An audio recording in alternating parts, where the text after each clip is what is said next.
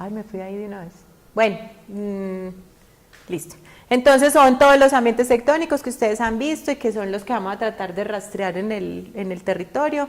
Entonces las dorsales, los arcos de islas, los bacar, que entonces si tenemos un bacar tenemos adelgazamiento de la corteza y entonces lo que estamos dejando ahí ascender es manto superior, ¿cierto? Entonces tendría características parecidas a este mismo manto.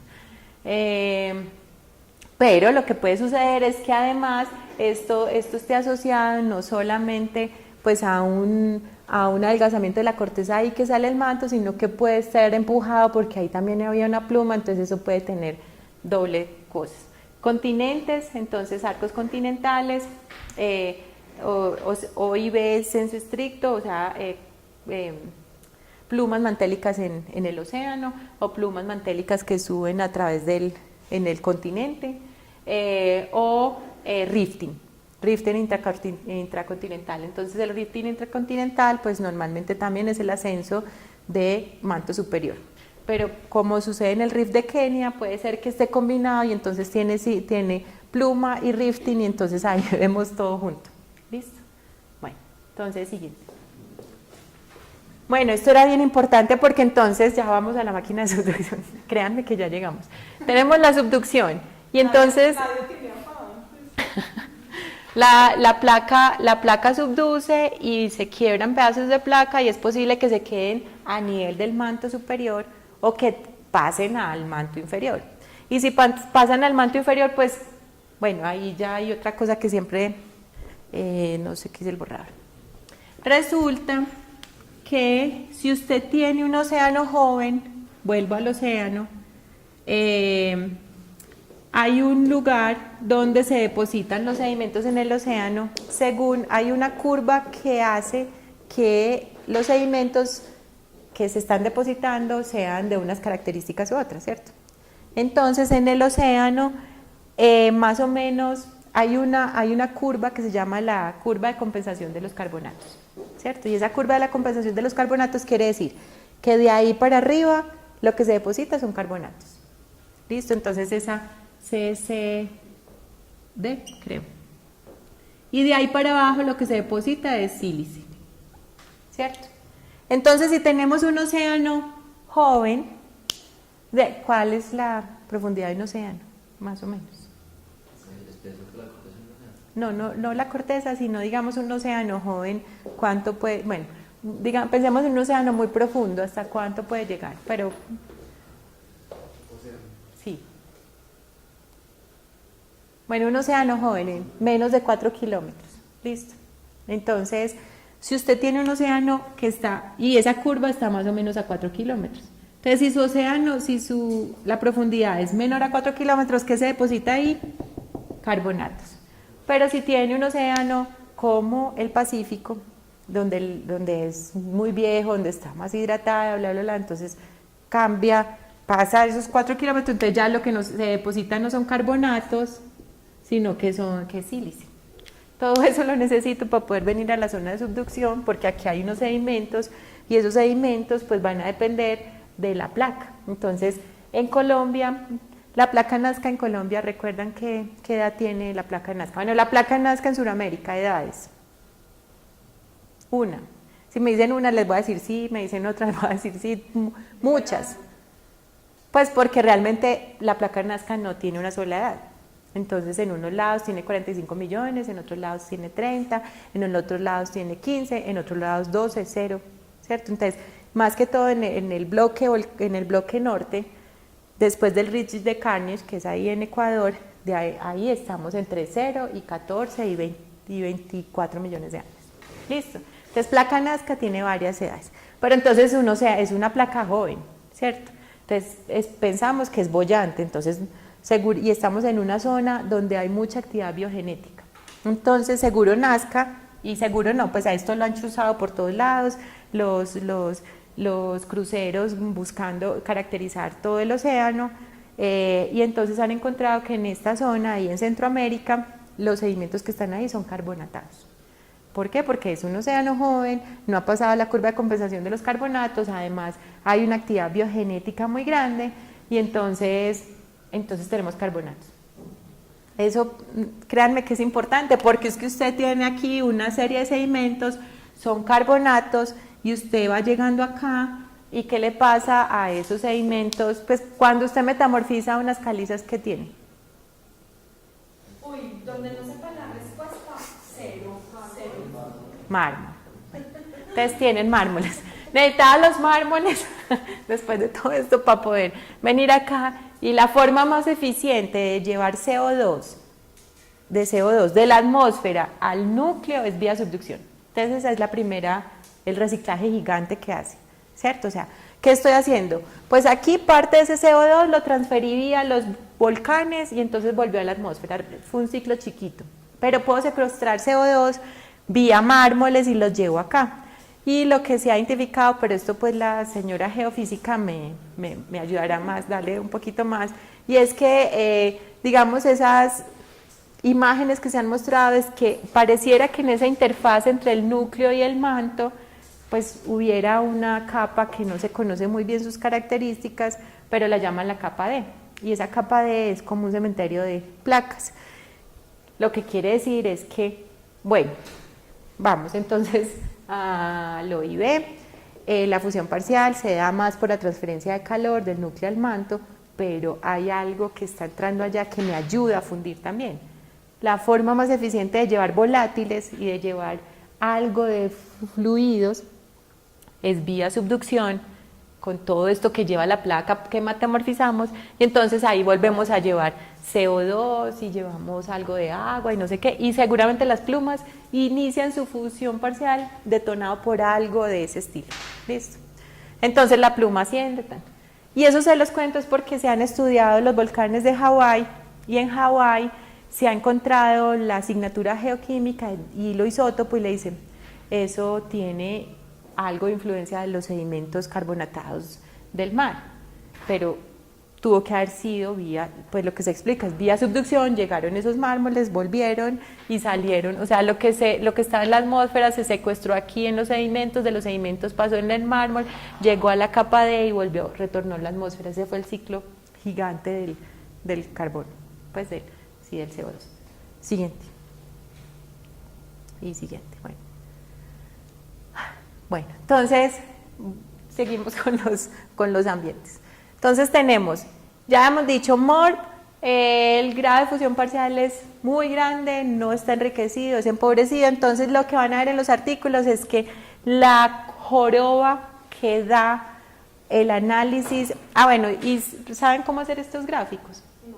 Ustedes cogen la concentración de su roca, pues le pagó a ACMELAB para que le hiciera concentraciones mayores, menores, tierras raras y trazas, y le dieron sus trazas, y sus trazas las va a dividir por, pues aquí me faltó, esto normalmente está normalizado. Normalizar quiere decir que usted coge su concentración y la divide por la del condrito o la del meteorito, bueno, hay varias normalizaciones, entonces ahí lo divide, no me acuerdo por qué.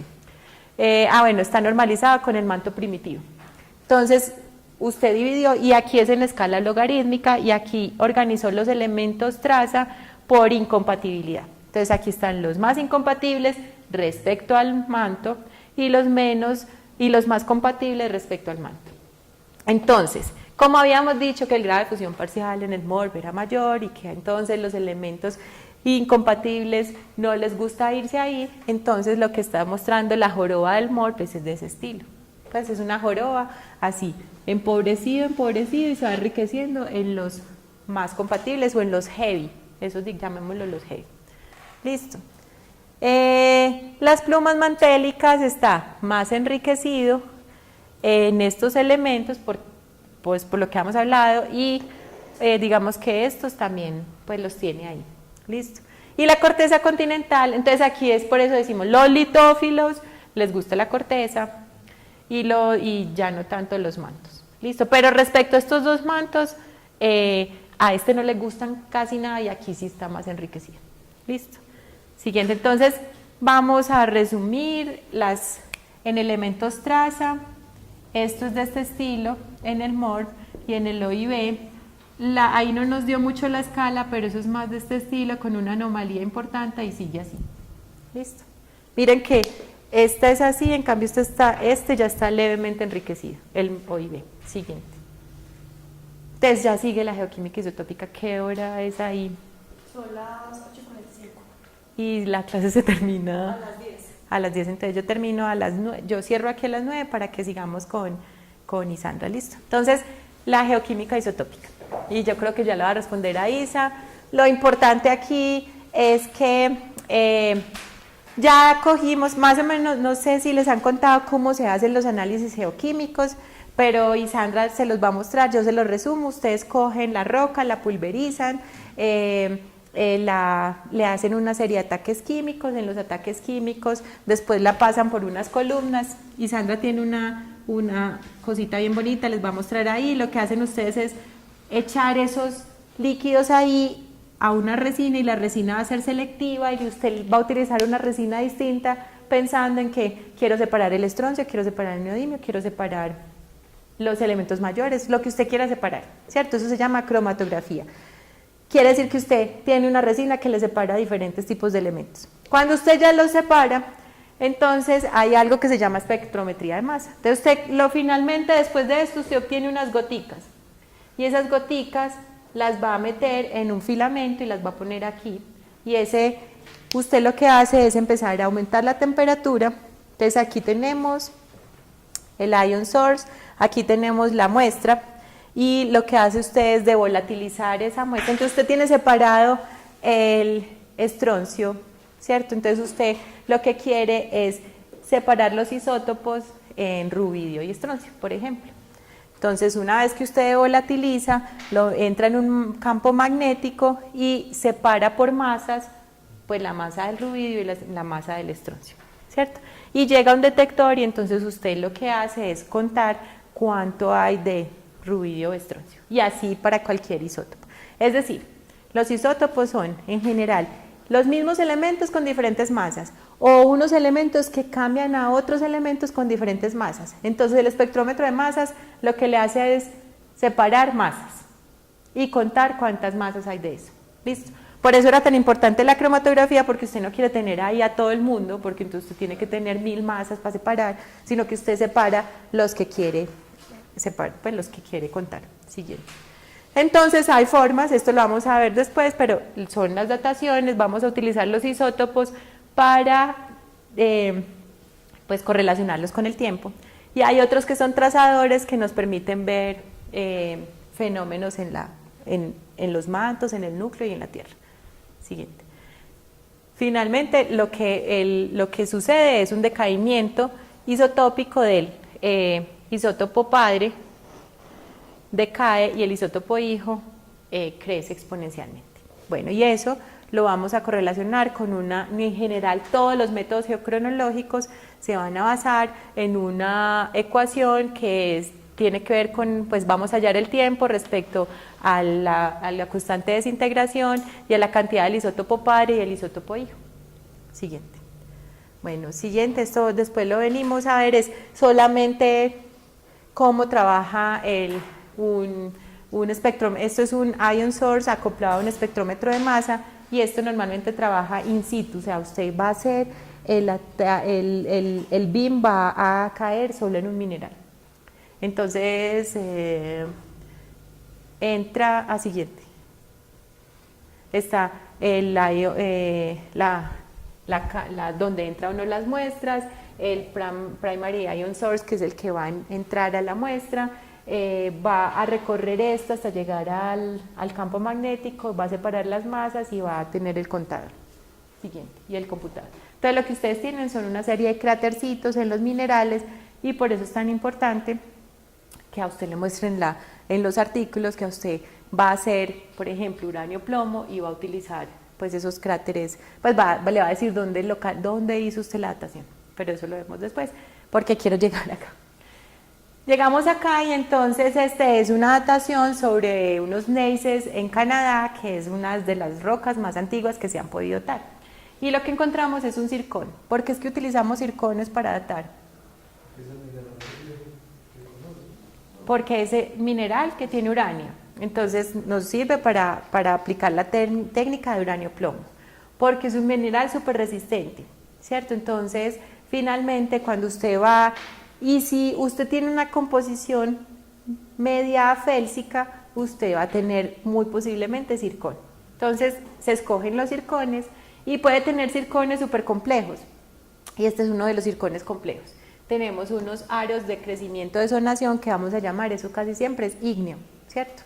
Y vamos a tener esto que está como borrado, entonces lo que uno dice, ay, pues eso me indica que hubo un sobrecrecimiento y entonces es de tipo metamórfico. Es decir, el cristal era ígneo y empezó a crecer y después hubo un evento metamórfico y me generó una edad asociada al evento metamórfico. Entonces aquí lo que se hizo fue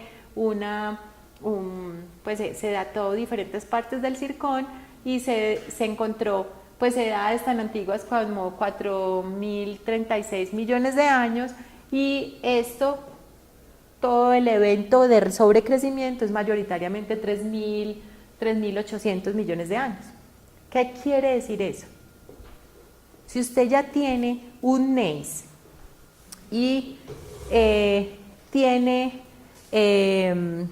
pues digamos, este es un metamorfismo de media presión temperatura y usted tiene ya ¿en qué tipo de ambientes tectónicos usted puede obtener una roca metamórfica de este estilo? Si está en fase de granulita. ¿Cuál es el ambiente tectónico en que usted por excelencia forma granulitas? Bueno, si es metamorfismo regional ya es compresivo, ¿cierto? Porque si no, pues entonces puede ser metamorfismo de contacto, pero ya es metamorfismo regional, compresivo. Y cuando es que uno exhuma, ¿cómo hace para? O sea, usted necesita mucha presión, pero necesita mucha temperatura.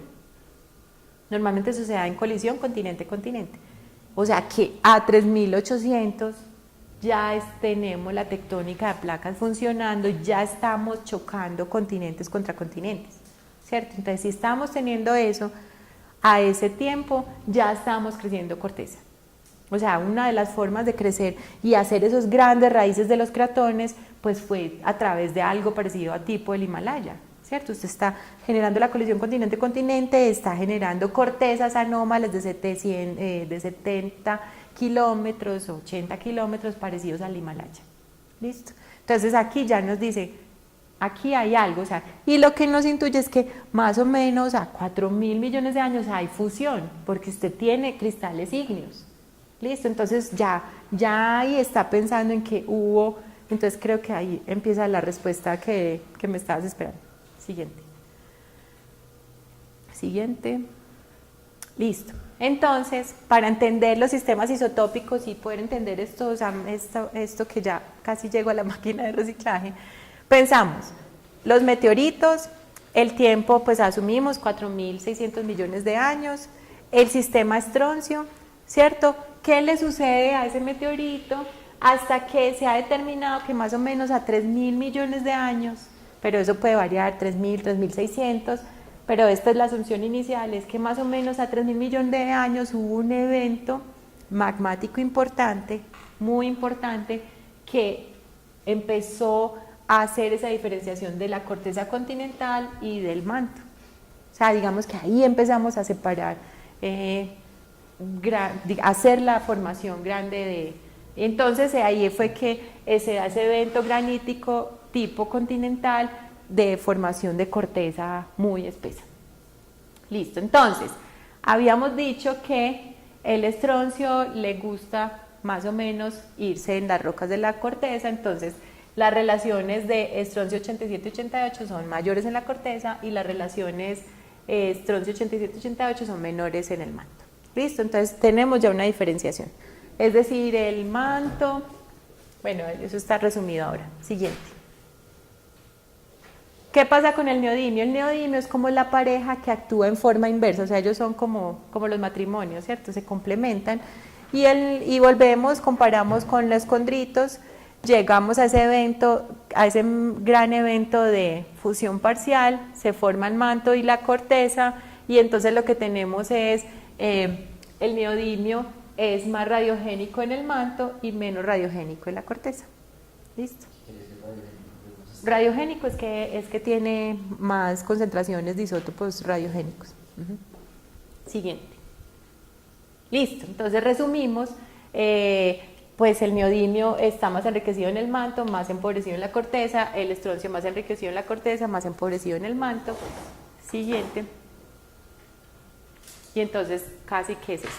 El manto primitivo se da la fusión parcial, se da la formación de corteza, se da la formación de los diferentes mantos, y en general el manto es la relación samario-neodimio es menor en la corteza que en el manto, y la rubidio-estroncio es mayor en la corteza que en el manto.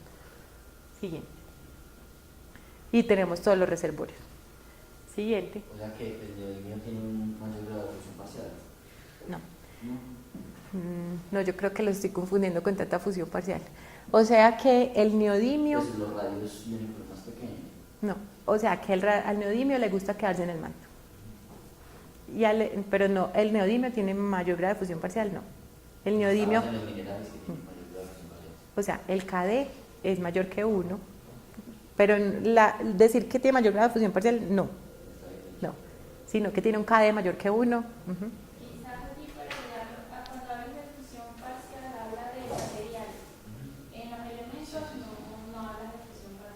Listo. Listo, entonces ya podemos entender este diagrama de los isótopos. Resulta que colocamos todo esto y entonces decimos, vamos a colocar diferentes puntos que son jaimio, que son M1, M2, y todavía no les he dicho cómo se forman, ya les voy a decir. O y B, etc. Entonces casi todo lo que son mantos va a caer aquí, en estas relaciones de estroncio, menos radiogénicas, y en neodimio más radiogénico. Esto es puro manto. Y la corteza continental, muy radiogénico en estroncio y muy poco radiogénico en neodimio. Sí, esos son los polos, o sea, lo que les estoy, es como un mapa digamos como un mapa. Entonces ustedes se quieren ubicar en el sistema estroncio-neodimio. Y entonces todos los mantos van a estar en radiogénico, en neodimio muy radiogénico, o sea, más enriquecido en neodimio y poco enriquecido en estroncio. Y la corteza continental va a estar más enriquecido en estroncio y menos enriquecido en neodimio. Tenemos dos polos, manto y corteza. Listo. ¿Y los sedimentos de dónde vienen normalmente? De la corteza. Entonces los sedimentos también van a estar más o menos parecidos a esto. Listo.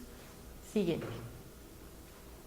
Entonces vamos a hacer, por fin, llegamos a la fábrica de reciclaje. Siguiente. Siguiente. Bueno, entonces usted tiene una fábrica perfecta. Usted tiene materiales originales, que es el material oceánico que va acá, y tiene el material mantélico que está acá, en esta zona, ¿cierto? Y entonces los productos es que cuando usted empieza a meter esta placa, se va deshidratando, metasomatiza el manto, forma los volcanes, entonces productos magma, volcanes, volátiles, que es todo lo que va a la superficie, y crecimiento de corteza, porque usted lo que está haciendo es intruyendo la corteza, entonces usted está haciendo que la corteza crezca. Los residuos, ya habíamos dicho, el slab se modifica, se deshidrata, entonces se metamorfiza, entonces es un slab modificado. La corteza crece, ¿por qué? Porque es que si usted tiene una zona de subducción mucho tiempo, la corteza crece. ¿Y qué características tiene la corteza baja? ¿Qué composición tiene la corteza baja? Pues si uno mira en composición en ígnea sería basáltica, pero digamos que son granulitas. La corteza baja está formada por granulitas. Listo. Entonces son muy densas. Entonces va a ocurrir un fenómeno que se llama delaminación cortical, y en los artículos que van a leer van a decir, es que se presume que ahí se dio un proceso de delaminación cortical y eso hizo que el ángulo de subducción cambiara, ¿cierto? O sea, usted modificó el sistema, le quitó la corteza, no resistió su peso y modifica el manto. Listo, siguiente. Listo, entonces en The Subduction Factory tenemos la placa, llega acá, esto es tipo MOR, por allá abajo tipo IB, y vamos a tener los diferentes reservorios mantélicos. Si la corteza se delamina, va a formar un EM1. Entonces, en las hipótesis que nos imaginábamos, los que estamos trabajando con esto, dicen, no, pues es que ese manto no es ni lo uno ni lo otro, pero ahí parecía que en ese tiempo hubo un proceso de laminación cortical fuerte y entonces por eso es que veo que el manto puede ser un manto intermedio entre superior e inferior en algún lugar, se contaminó con la corteza y formó ese tipo de manto. O los sedimentos que van acá, que ya están deshidratados y entonces me formó un tipo de manto EM2. O la placa oceánica alterada y me formó un tipo Jaime. ¿Listo? Entonces ya armamos todo lo que ustedes van a leer de ahora en adelante en los artículos para Colombia. Le dice, no, es que se encontró tipo Morse, se encontró tipo Jaime, no, es un M1, es un M2, etc. Pero ya saben más o menos de dónde viene. Siguiente. Bueno, entonces esto es prácticamente el escenario completo de cuando hay slab delamination, es decir, que llegan acá, cómo asciende vía las plumas, cómo podemos generar grandes oceanic plateau, los tipos morph, los hotspots, los arcos de islas. Siguiente. Siguiente. Entonces, ya resumiendo, encontramos que esta es la característica de los OIB, como una jovita así, pero tiene una pequeña anomalía acá. Normalmente es una anomalía de niobio. Siguiente, creo que la vemos mejor. No, este los va a confundir, no se los voy a explicar ahora. Siguiente. Listo, con esta cerramos. Empobrecido, el tipo MOR. Enriquecido, el tipo IB. Y esta es una mezcla de los dos. Y aquí hay una anomalía positiva de niobio tantalio que es típica en los OIB. Entonces usted hace esto y usted se va a ir, ay, me dio esto, y normalmente lo que le va a dar es algo en la mitad que no sabe qué es. Siguiente. Y siguiente. Entonces, vamos detrás de subducción, porque muchas veces lo que estamos pensando en el ambiente en Colombia es que han habido varias veces que se dan fenómenos de subducción, Entonces, lo que diferencia la subducción con todo, o sea, si uno quiere saber que ese es un proceso de subducción, no va a tener este estilo tipo IB, sino que lo que va a tener es un patrón sierra. Entonces eso ya usted dice, ay, se parece a lo IB porque está enriquecido en los ligeros y está empobrecido en los pesados. Pero la diferencia es que este es una joroba de este estilo y este lo que tiene son una serie de picos y el pico más importante es niobio y el tantalio también. Este es entonces cuando lee los artículos dice el enriquecimiento de los elementos ligeros más la anomalía de niobio tantalio le está indicando que es que son magmas mantoderivados en una zona de subducción. ¿Listo? Una anomalía positiva de europio o negativa le está diciendo que la plagioclasa cogió algo de europio o no. Eso casi siempre es lo que dicen todos los artículos. Siguiente, creo que ahí voy terminando. Esto simplemente es un mapa. Usted lo que hace cuando usted plotea todo eso es simplemente poner dónde le cae para usted poder empezar a entender. Siguiente. Pero esto en el siguiente seminario me detengo porque si no los dejo muy loquitos con esto. Listo. Entonces, poniendo todos los reservorios tenemos los empobrecidos. Este es en términos de estroncio contra plomo, tienen poco radiogénicos en estroncio y poco radiogénicos en plomo. Como le estoy metiendo corteza y la corteza normalmente es más enriquecida en plomo, entonces se me van enriqueciendo más en plomo. Y hay algo que es muy característico y es el jaimio. El jaimio se sale de todo esto y le dice, si usted tiene un jaimio usted va a tener muy enriquecido en plomo. Y eso nos va a servir para entender muchos de los artículos de Colombia. Y paramos ahí. DMM. Depleted mantle, es ese mismo. Bueno, ya, entonces voy a cerrar con esto.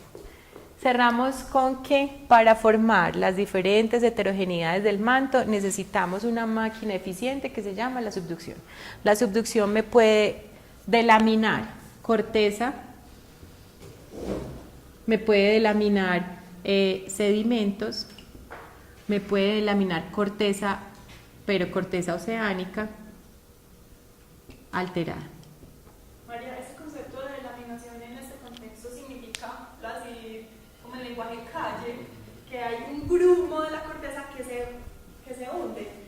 ¿Qué? Entonces altera químicamente lo que está más. Sí, eso es súper complejo, pero digamos que ya la subducción ha generado una corteza pues anómala y entonces esto comienza a ser inestable porque es una granulita muy densa y entonces el mecanismo no es tan, pero porque como aquí está esencialmente sólido, pero la convección le ayuda a usted a llevar pedazos y esos pedazos cuando se funden pues ya se van a mezclar.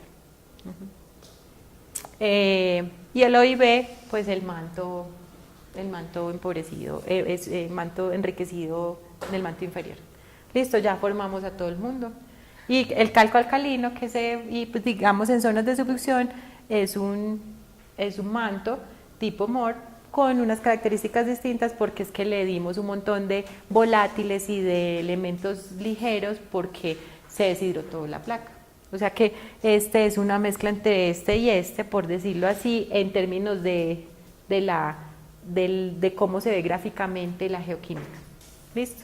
Entonces, calco alcalino acá seguido en esta sierrita, Sí. ese comportamiento Es. es alcalino. Sí, pero entonces la cosa es que calco alcalino lo hago solo con base en elementos mayores. Okay.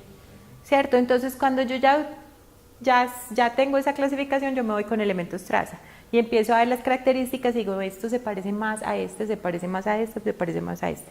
Y los isótopos lo que le dicen, vea, para usted formar eso, necesito este papá más este otro, que no alcanzamos a verlo ahora, pero en la próxima semana les toco unos 15 minutos sobre eso.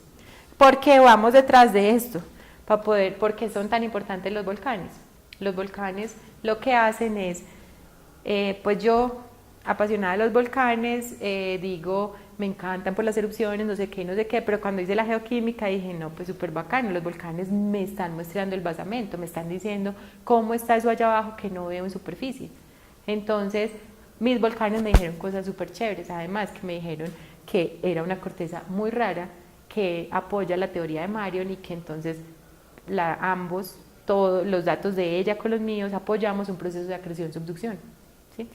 Entonces, pero eso lo veremos en su momento y cuando hagamos el seminario del Cenozoico hablando de los volcanes les explico un poco más de eso. ¿Preguntas hasta ahí? Yo sé que yo les digo a los estudiantes, pues como conmigo vieron ígneas metamórficas y después ven Colombia, yo digo, pues si ven que todo servía, pues aquí ya meten todo y... Yo propongo lo siguiente, como Sandra es extranjera y no ha tanto tiempo y todo, de pronto todas las preguntas que tengamos las juntamos, las decoramos en un ratico y eventualmente se las mandamos a María por correo despuesito. Y yo, sí, tratamos pues como de... 2 minutos para el chichi que necesita el chichi, tomar agua y seguir con mi Sandra. Ajá. Porque yo creo que a las 10 tiene clase para acá. Sí, por eso paré ahí.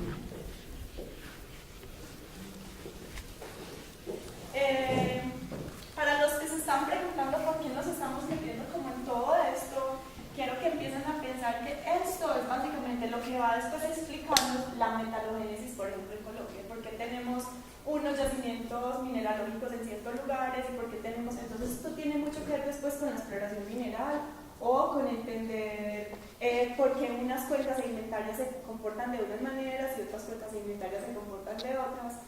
Y acuérdense que la diferencia fundamental entre alguien que estudia una tecnología y alguien que estudia una ingeniería es que el ingeniero va hasta la raíz científica, entenderlo todo, porque es lo que te permite más adelante tener estrategias exploratorias mejores. Y hay que venir hasta acá. O sea, ustedes forman un mapa conceptual, más que dominar las técnicas, tienen un mapa conceptual de que cada técnica que le da. Y cuando lees los artículos dice, esta técnica me aportó esto, y lo que me está diciendo el autor no tiene mucho sentido porque no me está dando lo suficiente, como somos ingenieros, yo también soy ingeniera, Isa también, pues nos gusta ir poniendo en orden, de verdad que los datos nos digan algo. Lo que hacemos los geólogos, que también ya, pues uno ya se vuelve geólogo, es que se vuelve muy, muy etéreo y entonces arma hipótesis para allá y para acá. Entonces, lo que yo trato de decirle a ustedes es que organicen su mapa conceptual, piensen todo lo que han visto sirve para algo y esto lo va a poner en un contexto y me va a decir finalmente cómo se armó la geología regional para poder entender targets exploratorios a todos los niveles. ¿Listo? María, ¿podemos copiar esas presentaciones? Sí, se las das en PDF.